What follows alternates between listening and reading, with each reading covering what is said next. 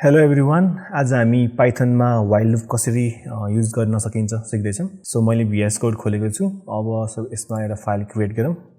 फाइलको नाम while loop लेख्छु म .py। हाम्रो पाइथनको फाइल एक्सटेन्सन चाहिँ .py भएकोले मैले चाहिँ .py लेखेछु पाइथनको एक्सटेन्सन फाइल नेम भएको भएर। सो हामीले कमेन्ट लेख्नको लागि चाहिँ हामीले ह्याश युज गर्छौँ। ह्याश गरेर सो कमेन्ट लेख्छु वाइल लुप।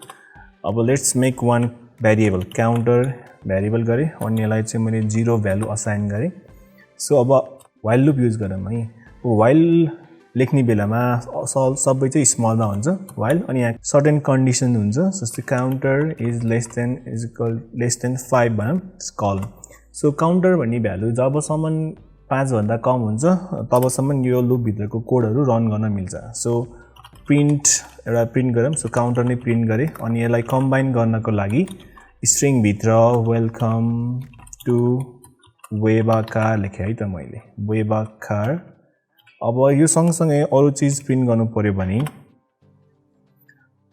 काउन्टरको स्पेलिङ बिग्रिन्छ क्या, COUNT काउन्टर, अनि त्यसपछि काउन्टरको भ्यालु इन्क्रिज गर्दै जानु पर्यो। Counter is equal to counter plus 1। So अब म लुप भन्दा बाहिर निस्किन्छु। सो एकचोटि ब्याक स्पेस गर्ने, अब प्रिन्ट गर्छु स्ट्रिङमा लुप फिनिश भनेर है।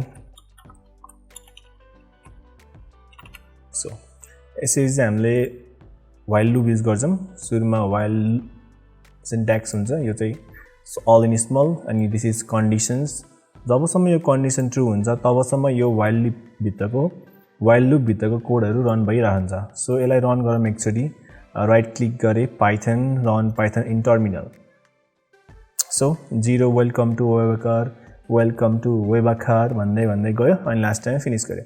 अब यो 1 by 1 कसरी लुप चलिरहेको छ भनेर यहाँ चाहिँ डिबगिङ मोडमा एक्टिभेट गर्छु। सो मैले चाहिँ यहाँ ब्रेक पोइन्ट सेट गर्छु। ब्रेक पोइन्ट सेट गरेपछि यसलाई रन एज पाइथन डिबगर मोडमा रन गर्छु हो। सो ओके, यहाँ हामी स्टेप बाई स्टेप सुरुमा चाहिँ काउन्टरको भ्यालु 0 छ हैन, अनि यहाँ केही पनि प्रिन्ट पनि भएको छैन। सो अब 0 is less than 5, is it true? So अहिले चाहिँ 0 इज लेस देन 5 ट्रु छ, त्यही भएर वाइल लुप भित्र छिर्छ। सो गएर सुरुमा प्रिन्ट काउन्टरको भ्यालु 0 छ, अनि त्यसपछि सँगै 0 वेलकम टु वेबआकार प्रिन्ट गर्छ। सो प्रिन्ट गर्यो यहाँ। सो अब काउन्टरको भ्यालु अहिलेसम्म इन्क्रिज भएको छैन, अब नेक्स्ट स्टेपमा इन्क्रिज हुन्छ 1 ले। सो 1 ले पनि इन्क्रिज भयो। सो अगेन अहिले चाहिँ काउन्टरको भ्यालु 1 छ, 1 इज लेस देन 5, यो पनि ट्रु हो। सो फेरि लुपभित्र जान्छ। सो अहिले चाहिँ अब काउन्टरको भ्यालु 1 छ, त्यसैले 1 वेलकम टु वेबआकार लेखेको हुन्छ है। So 1 welcome to वेबआकार।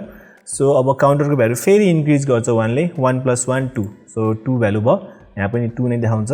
2 lace than 5, 2 is less than 5, yes again it is true. अब लुपभित्र जान्छ। सो 2 वेलकम टु वेबआकार लेख्छ अनि फेरि काउन्टरको भ्यालु 1 ले इन्क्रिज गर्छ, अबको भ्यालु 3 भयो। So 3 is less than 5, yes again it is true. So अब फेरि लुपभित्र गयो, print counter 3 welcome to Webaakar type गर्यो, फेरि काउन्टरको भ्यालु 1 ले इन्क्रिज गर्यो, अबको पालि काउन्टरको भ्यालु 4 भयो। 4 is less than 5, again it is true. So inside the loop print गर्यो, फेरि इन्क्रिज गर्यो, अब चाहिँ काउन्टरको भ्यालु चाहिँ 5 भएको छ। 5 is less than 5, no it is not true. So अहिले चाहिँ यो कन्डिसन ट्रु नभएको भएर वाइल लुपभित्र छिरेर वाइल लुपभित्रको कोडहरू रन गर्दैन। अब डाइरेक्ट प्रिन्ट कोडमा जान्छ है। लुप फिनिस भनेर डबल भन्छ यहाँ पी गर्दाखेरि डाइरेक्ट प्रिन्टमा गयो। सो प्रिन्ट गर्यो अनि यसरी हाम्रो लुप काम गर्यो, यसरी हाम्रो वाइल लुपले काम गरेको हुन्छ। Okay, thank you everyone.